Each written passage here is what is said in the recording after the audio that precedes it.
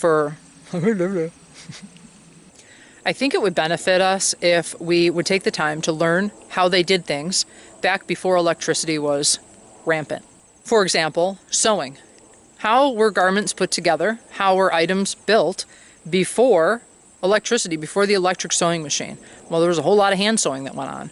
Also, treadle sewing machines, which I'm in the market for, looking for one of those. Maybe that'll be a video someday. That'd be fun. But like hand sewing, that's one of my interests, and I enjoy it, and I prefer to hand sew over machine sewing because sewing machines aggravate me, and hand sewing does not. If you're interested in that, I highly recommend, there is a YouTube channel, Burnley and Trowbridge. I could be messing that name up. If you Google it, it'll come up. They are fabulous for teaching the basics of sewing, like basic sewing stitches and things like that. And there's all kinds of resources for this all over the internet. They're just a good one. Hunting, fishing, trapping, for obvious reasons, so that you can feed yourself and your crew, and also if you need pelts for things. The weird old school hobby that I picked up was blacksmithing. So I found a lady about an hour-ish away who teaches classes, and I took 2 of her classes. The beginner one and then the second level beginner one.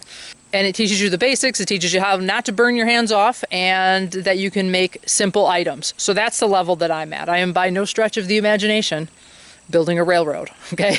But there's some things that I've made. I've made a turkey foot fire poker.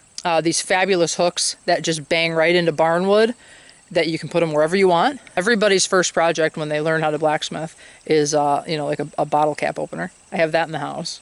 Yeah, different things like that. So let me show you real quick my setup. I learned on a coal forge, an old school coal forge. As a matter of fact, the classes were taught in a little town in the original blacksmith shop where they used to roll through the big railroad rails for the trains.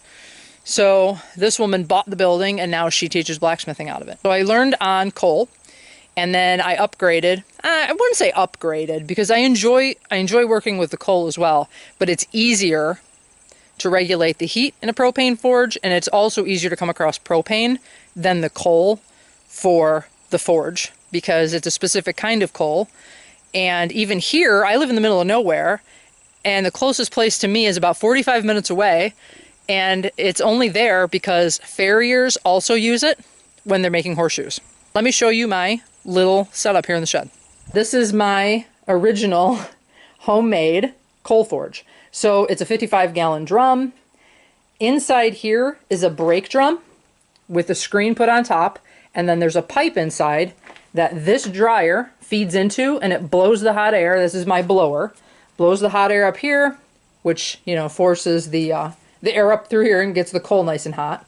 Now, so I went from this, which I made quite a few things from, over here to my propane forge, which this is a really nice one. It's a 2-burner, and you can shut off one of the burners if you want to, and it just hooks up to a regular old propane bottle. I do also have 100-pound bottles that it will hook to if I needed it. But yeah, so that is my propane forge. This is the also homemade. I bought this and this anvil and that coal forge together from the same guy for like nothing, because he had also moved up to a propane forge. So this is my first anvil. It'll probably be the only one I have because it works fine. Plate steel. Here's the horn. It's small, but it works, and it's just all kind of welded together onto a car rim. So that's my little blacksmith setup. I highly suggest, if you don't already have an old school hobby, get one. Look into it. Find out, like I said, do research on like pre-1900s jobs and take one of them up as a hobby.